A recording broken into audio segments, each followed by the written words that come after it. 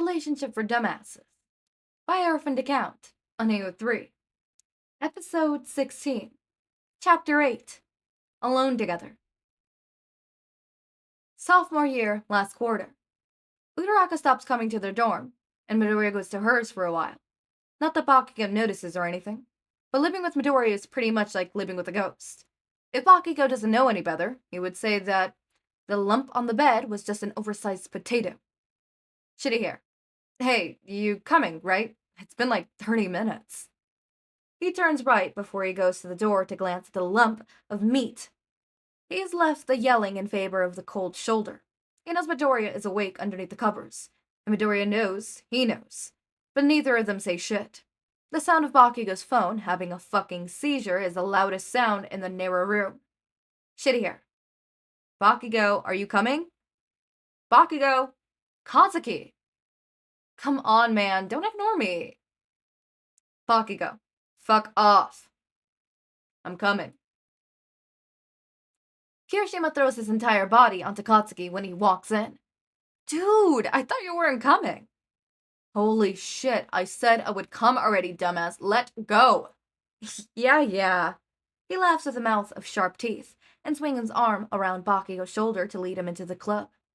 Kirishima tries to get Bakugou to dance with him, but he firmly plants his cute little ass at the bar, and Katsuki finds that he's surprisingly okay with it because, 1, he could try to lure Bakugou in dance moves alone, and 2, Bakugou could get some entertainment out of it.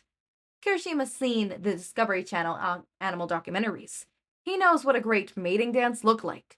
But he epically fails in trying to pick up Bakugou with his bend and snap secret move, as Bakugou spends the good part of the night at the bar, watching Katsuki make a dumbass of himself in silent amusement.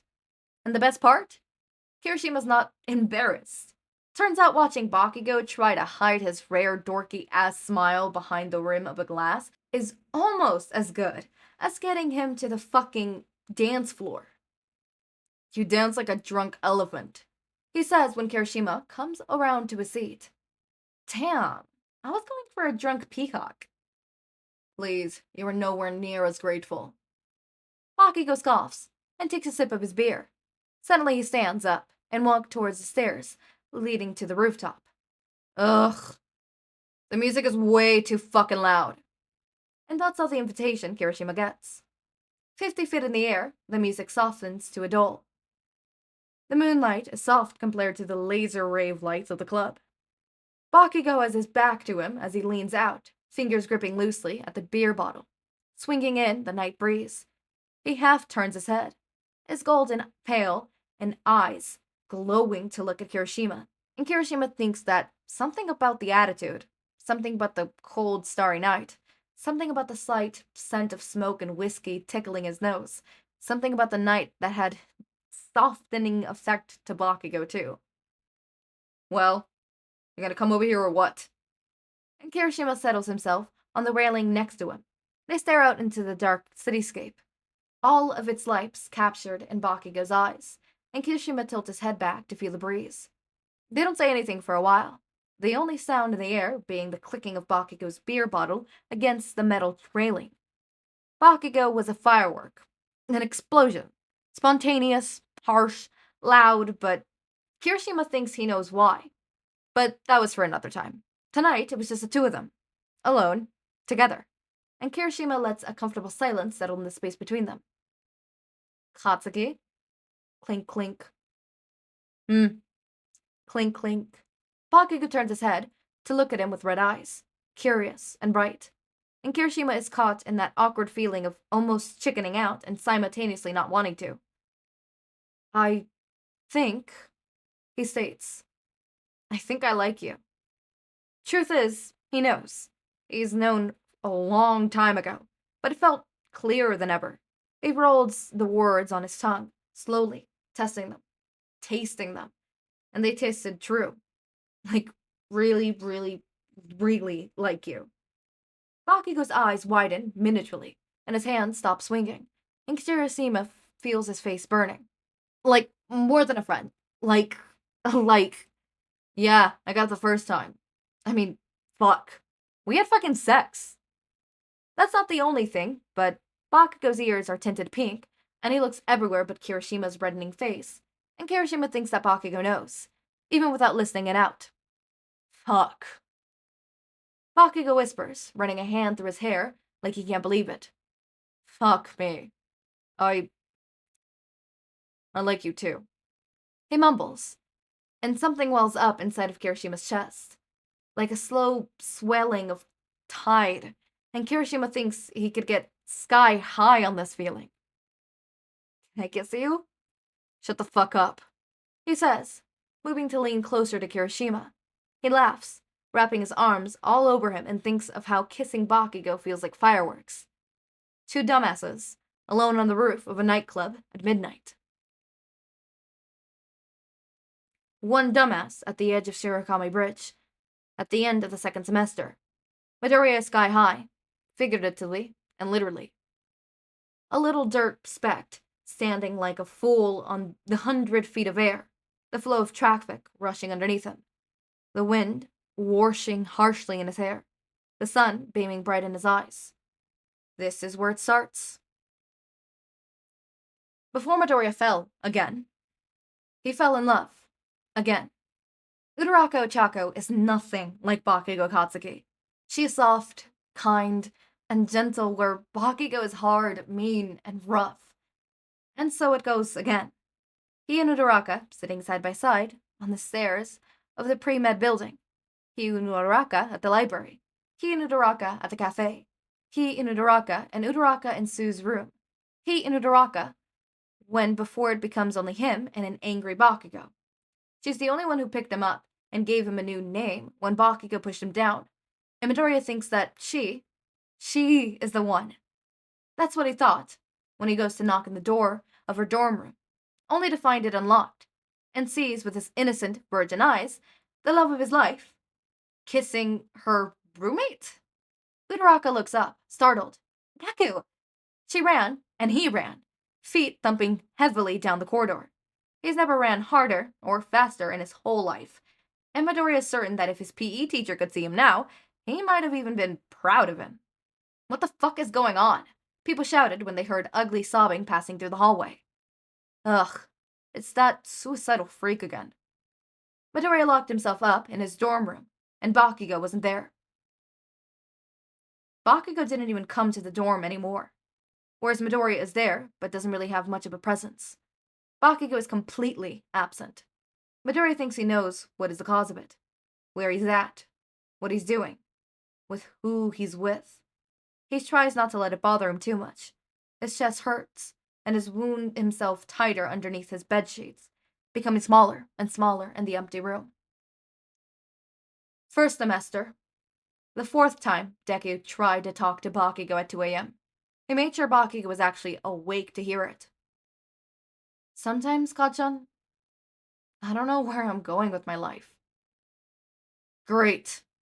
Bakugo spat, because if anything, he is crabby when he's tired. Just don't jump off of a fucking building and you'll be fine. Deku doesn't respond after a while, so Bakugo mistakenly thinks that means it's okay to doze off. I think I figured out why I jumped then. Back in high school. He says, unaware that Bakugo stopped listening. I felt lost. Alone. Todoroki's mother sobbed into her son's arm. You weren't there, and your father, he... Shoto knows. Midoriya gets sick. One of those lung-wrecking, never-ending, sniffling types of sick. Vaguely, he remembers the flu from last semester, but not really who took care of him. His head had hurt so bad, and his sweat had made his blankets cling to him uncomfortably. When he remembers most of it, the entire mess was a cool towel on his forehead. Someone's hand on that towel, and that towel on him. It wasn't until Midoriya suffers, and there is no cool towel placed on his head, for relief that he figures out who took care of them that week. The only person who was available to take care of him 24/7, and he didn't even get a chance to say thank you, Kachan. They're laying in bed together, Bakugo's back on Kirishima's chest. Kirishima's arms around Bakugo's waist, their legs tangled together. Babe. Kirishima mumbles into his neck. Do you ever want to talk to Midoriya? Bakugo doesn't answer, and Kirishima knows he's not asleep from the way he's breathing. It's a skill he's acquired from many nights. I don't fucking know. He says finally. Maybe. Kirishima notices the hairs on the back of Bakugo's neck and inhales. He feels Bakugo's breath slow, and then he knows he's asleep. Research at the Fellowship loses attention, and Midoriya thinks that any other time he would have been happy that Bakugo was acting civil for once. Kachan, here's your goggles, he says, and fully accepts Bakugo to rip them from his hands. Again. But Bakugo just walks over, takes them from him like a normal person without the force and anger of 1,000 burning suns, and Midoriya knows that something is up. He gets his answer when Aizawa, who's watching the whole scene, nods his head in approval when Bakugo walks over to him and scoffs. It isn't until Kirishima knocks on the door to their room that Midoriya figures it out. You ready? He asks, and Bakugo shoves at him and tells him to fuck off. In Bakugo's language, fuck off means, I'm a trash can, not used to feelings, these sort of mushy, feely things. In Bakugo's language, taking goggles out of his hand like a normal person would meant, fuck off. Bakugo closes the door behind him, without glancing back, and Midoriya stops to wonder if he's a masochist when he thinks he misses the way his relationship with Bakugo was like before. The last 2 weeks of the second semester pass like this. Midoriya, alone in his dorm, in the library, in the restaurant, and class, is exactly the same as the first semester, freshman year. But it's indefinitely harder to go back to being alone after getting used to the opposite. Uraraka and Sue, Todoroki and his mom, Midoriya and his beer. Bakugo and Kirishima, the day before finals. He sees Bakugo on the path between the pre-med and the gym building. Bakugo is walking beside Kirishima, close enough to be brushing hands with Kirishima, and he doesn't even notice him, like it's happening in a dream. Midoriya watches them pass by in slow motion, the distance between them increasing. He tries to call out to him, but something gets stuck in his throat. Then, time starts moving again. Kach! Bakugo! Bakugo turns around, and they look at each other for the first time in a while. Really, really look at each other. Honestly, Midoriya is surprised Bakugo even agreed to stop by their shared, though it doesn't really feel like it, not anymore, dorm to talk. Maybe Kirishima mellowed him out. I'm thinking of renting an apartment, he says, when they're popping shots. After this year, I'm moving in with Irija. Midoriya feels a sort of old jealousy rise in his chest, but he wants to be happy for Bakugo. He really, really does. He takes Bakugo's hands in his and shakes it. It's been a pleasure. Bakugo smiles back, sharp, like his winged cat eyeliner. The pleasure's all fucking mine. Bakugo and Midoriya. It still stings, but now Shoto's able to think about Izuku's confession. Izuku falling out of Bakugo, his acceptance of his feelings, that night more clearly than he's ever been able to do so before. Shoto, if you like this boy, then just tell him, his mom says, and Shoto wants to say, no, Mom, it's not that simple. Even if he thinks he doesn't like you back, at least he'll know your feelings, and maybe it'll turn out that you were wrong. Sigh. I don't know, Mom. Tell me, what do you like about this boy? Tell me in exactly the way you would tell him. I like a smile, Shoto thinks. I like the way he brushes his hair back when he writes. I like how he always tries his hardest in everything he does. I like how he always willing to listen to me. I like his green eyes. I like how caring and kind and smart he is. I like all 67 of his freckles. I like how smooth his skin is. I like how he doesn't have any scars. Actually, does Izuku have any scars? Shoto's seen him scratching his arms, the back of his neck. He's always chalked it up to a nervous habit. He has no friends. Even if Izuku doesn't have any visible scars, did he have them somewhere else Shoto couldn't see? Are you realizing something, Shoto?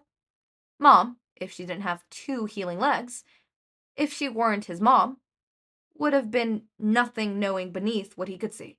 It dawns on him that Izuku, exactly like his mom, exactly like him. What the hell? The answer was right in front of him this whole time. Mom, he whispers, hoarse. I think I get it now. Do you now? She shakes his hand in hers and smiles. What are you waiting for?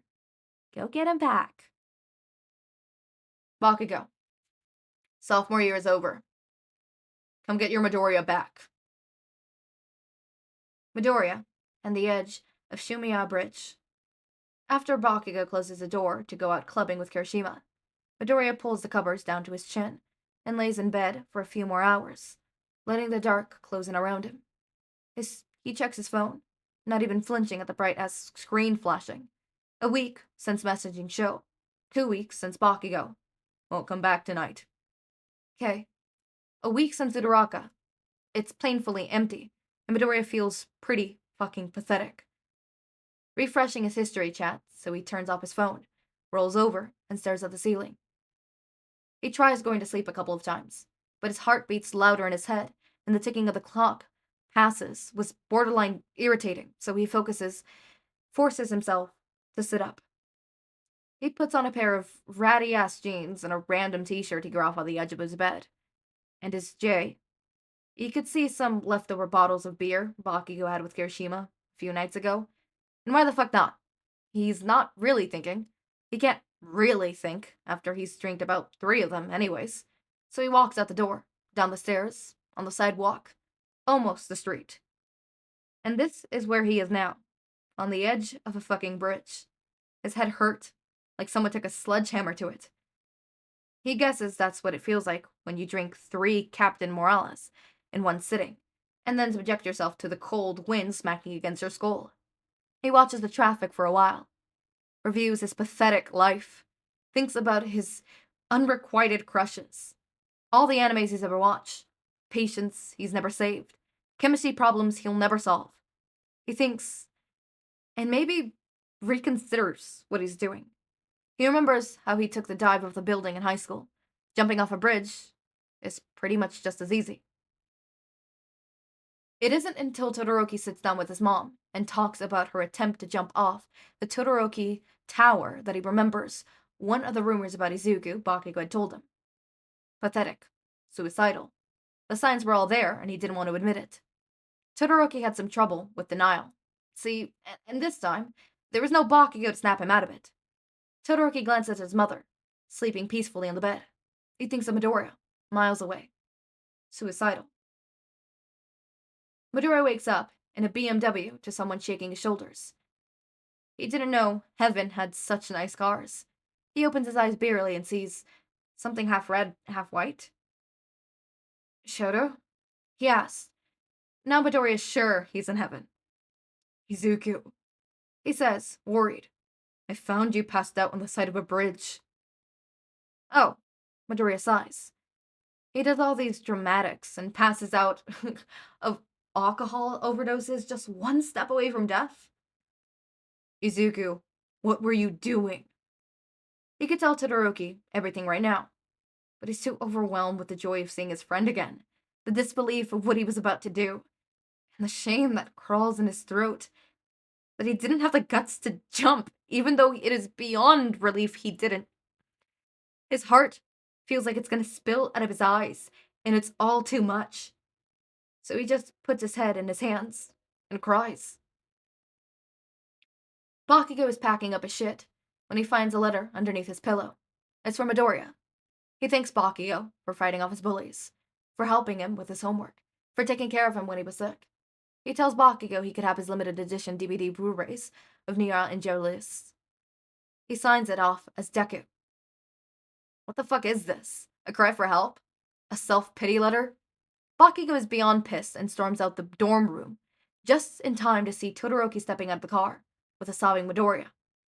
Fuck you, Deku! He screams, and Todoroki whips around, and looks really ready to murder. Tell me what the fuck this is! He crumbles up the note and throws it at Midoriya's face, and Todoroki reaches out to catch it. Midoriya stops crying long enough to look at him, with the face of utter surprise, like he didn't expect Bakugo to care so much, and Bakugo feels like exploding. If you ever... He's shaking and has to gulp down whatever emotion is clogging up his throat. If you ever pull this shit again, I'll kill you before you can do it yourself!